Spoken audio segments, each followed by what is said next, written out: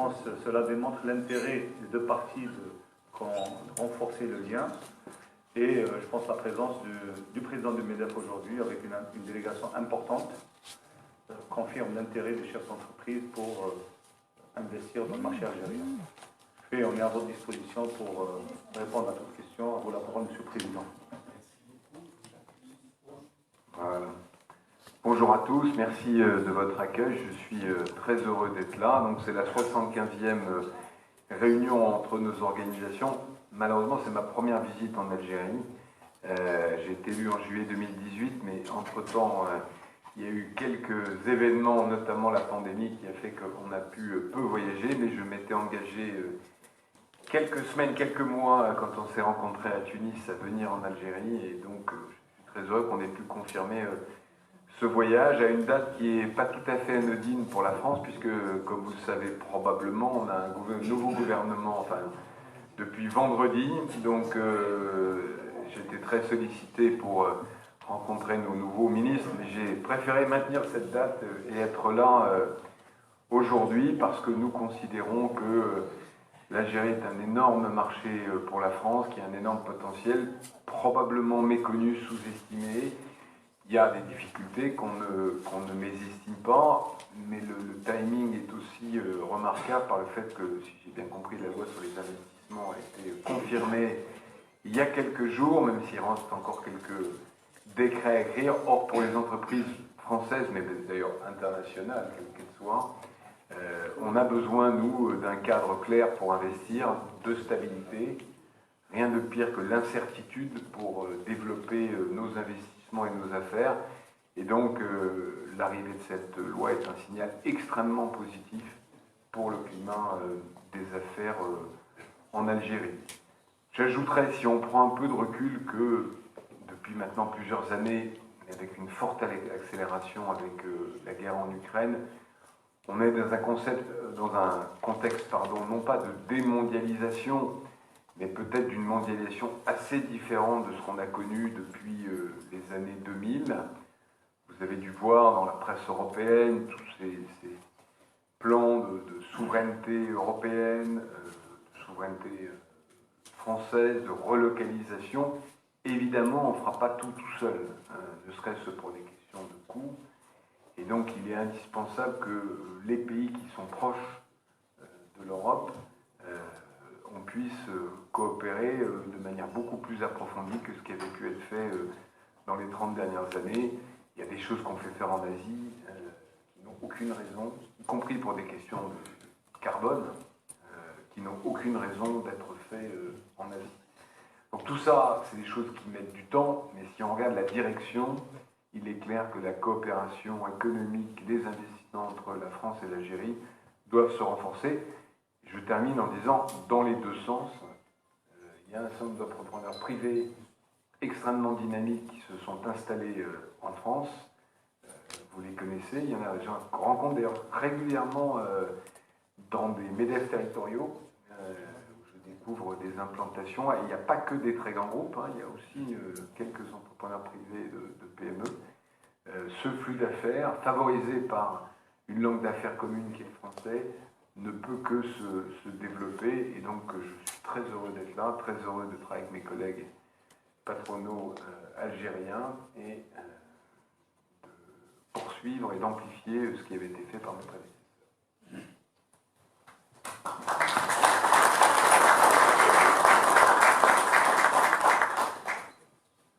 Très bien, alors s'il y a des questions, nous en sommes à votre disposition. Micro, s'il vous plaît. Ah, vous pouvez. Vous avez la voix qui porte. Bonjour, bienvenue. Merci. Invités, Tinisa, Algérie, Medinfo, journal en ligne. L'intention, la bonne intention, elle est là, à travers votre déclaration, en disant que l'Algérie est un gros marché. Justement, peut-on parler aujourd'hui de la redynamisation du conseil d'affaires qui a été créé il y a quelques années? Ça, c'est la première question à l'ESSEC.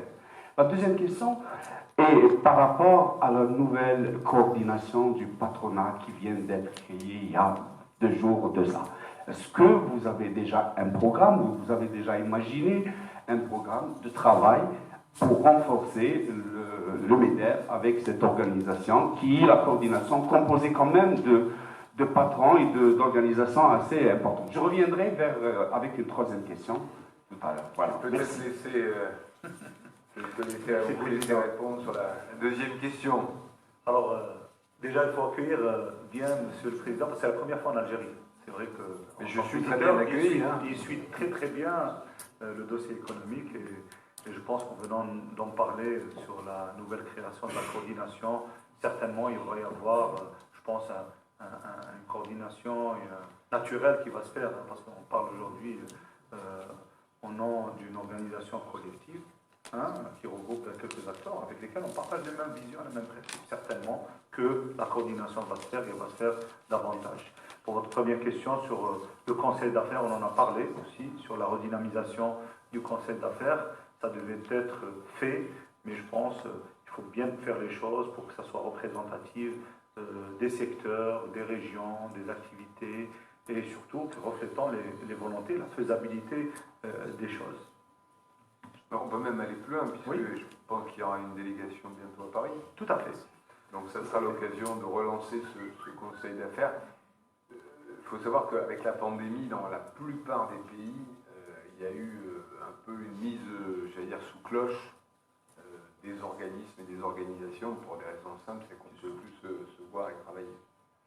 Tout à fait. Il y a une délégation qui se prépare, on en a parlé avec M. le Président, et on va, de toute façon, vous serez informés, une délégation à la hauteur de ce qu'on souhaite de notre relation avec nos amis des entreprises françaises, et ce qui est bien entendu surtout attendu par les entreprises algériennes, parce qu'aujourd'hui nous devons parler d'investissement, nous devons parler de transfert de technologie, la question de la co-localisation, coproduction devient une question centrale dans les échanges et dans nos débats.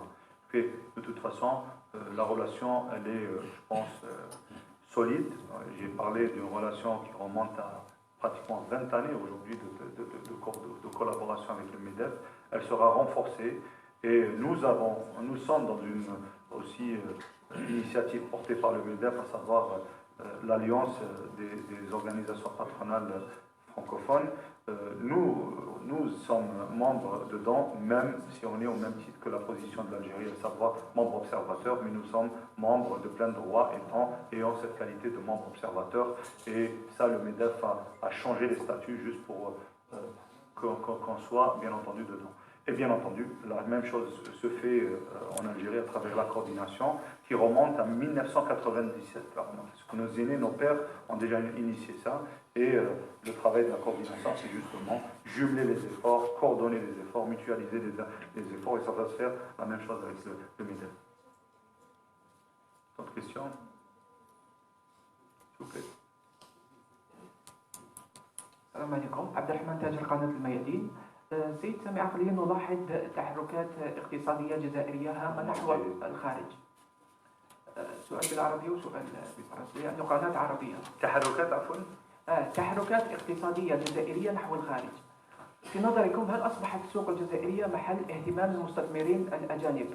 وكيف نضمن تكافؤ الفرص بين المستثمرين في الجزائر؟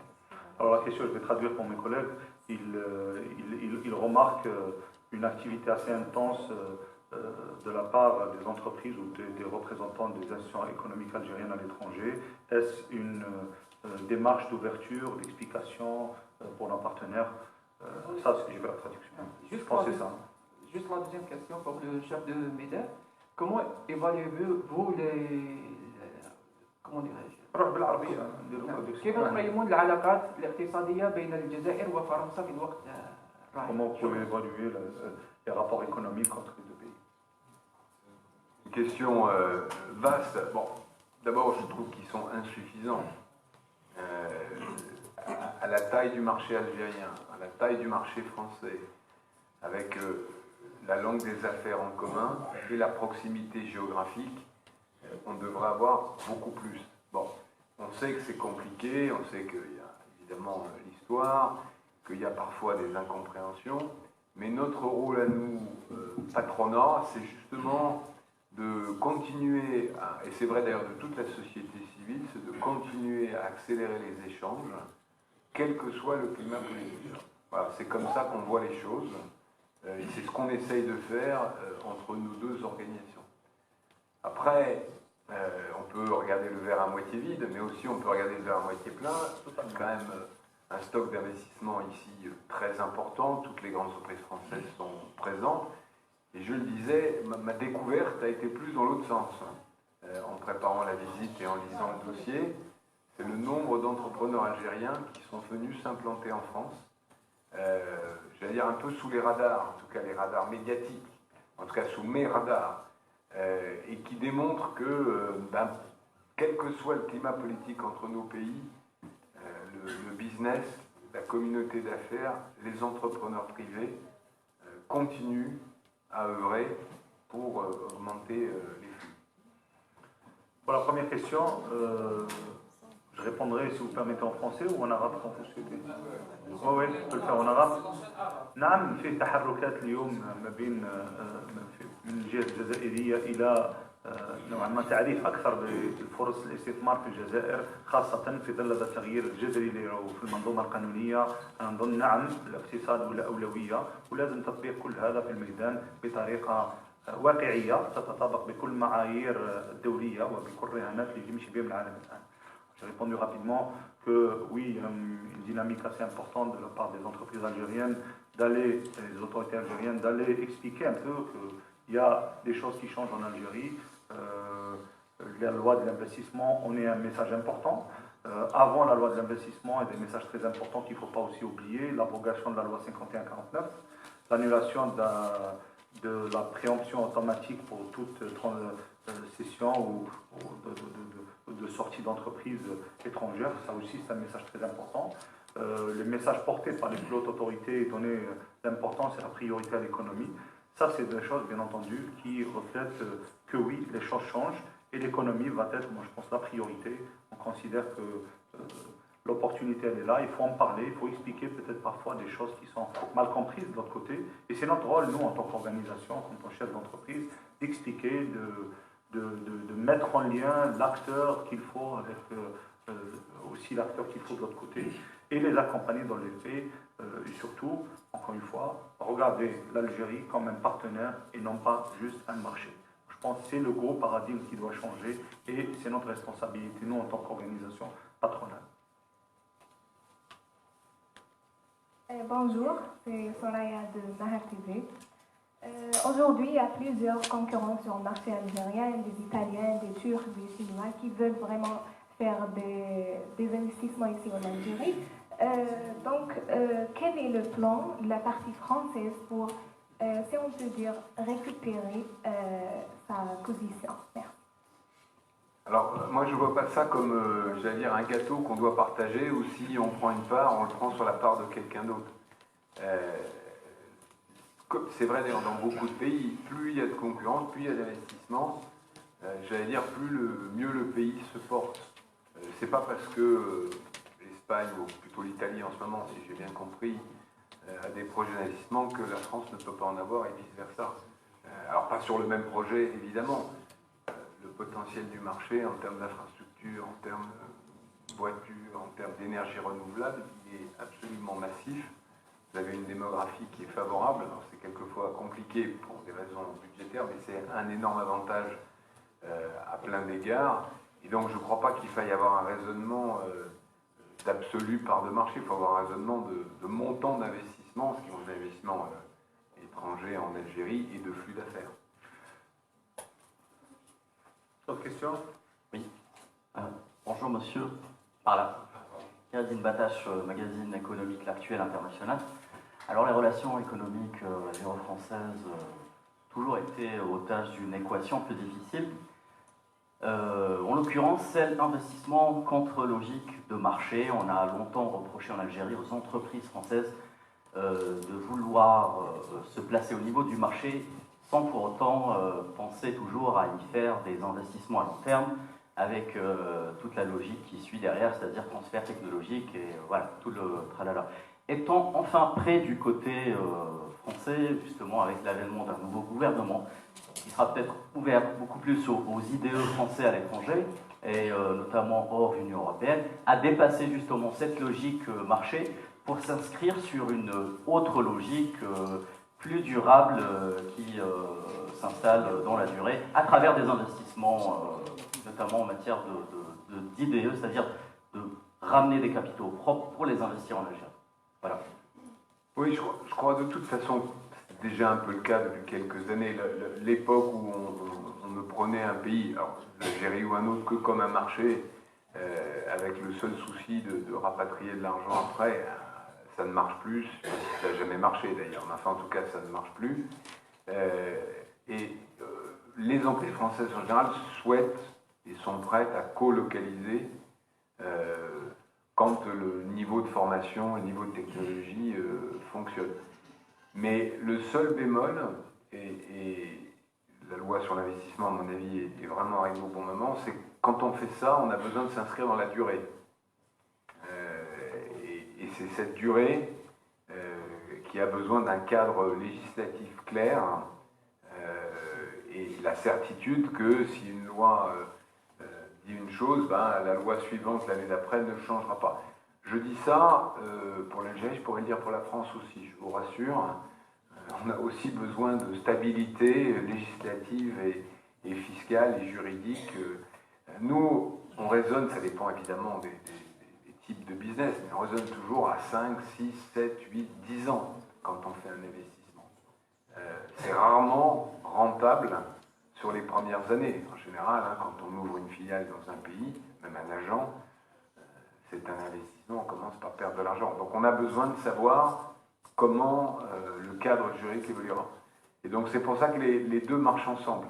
Un gouvernement qui donne des signes d'ouverture à l'extérieur va attirer des investissements de la durée et de coproduction et de colocalisation. Bonjour, c'est M. Maouchi pour la Patrie News. Quand on dit le MEDEF de la nouvelle loi sur les investissements qui vient d'être adoptée le jeudi passé par le Conseil des ministres, merci bien. Écoutez, j'en dis beaucoup de bien, mais sans l'avoir lu en détail, puisqu'on l'a appris hier, je crois. Mais ce que... on en a discuté un tout petit peu dans la réunion là, donc on a eu quelques exemples qui nous semblent aller dans le bon sens. Encore une fois, ce dont on a besoin, c'est savoir le niveau de fiscalité, c'est savoir quels secteurs sont stratégiques, pas stratégiques, où est-ce qu'on peut être majoritaire dans une filiale, où est-ce qu'il faut être avec un partenaire majoritaire. Tout ça, c'est des règles qu'il y a partout dans le monde. Il ne faut pas croire que tous les pays laissent les investisseurs faire ce qu'ils veulent partout. Mais simplement, il faut que les règles soient connues à l'avance. C'est comme au foot, ou comme n'importe quel sport d'ailleurs, mais enfin, je dis le foot en Algérie, pas tout à fait par hasard. Il ne faut pas que les règles changent en fonction de l'arbitre. Je dis ça comme ça. Voilà. Pas de sujet qui fâche, c'est un sujet qui fâche. Bon, donc, on a besoin d'un arbitre, parce que nous, je fais une petite parenthèse, j'insiste là-dessus, on a besoin d'un arbitre, on a besoin d'un gouvernement, on a besoin de règles. L'économie de marché, c'est pas la jungle. On a besoin de règles, donc on est très demandeur de cette loi. J'en connais pas le détail, mais on va bientôt avoir un petit résumé. Tout à fait. Grâce à nos amis, donc c'est vraiment un très bon signal.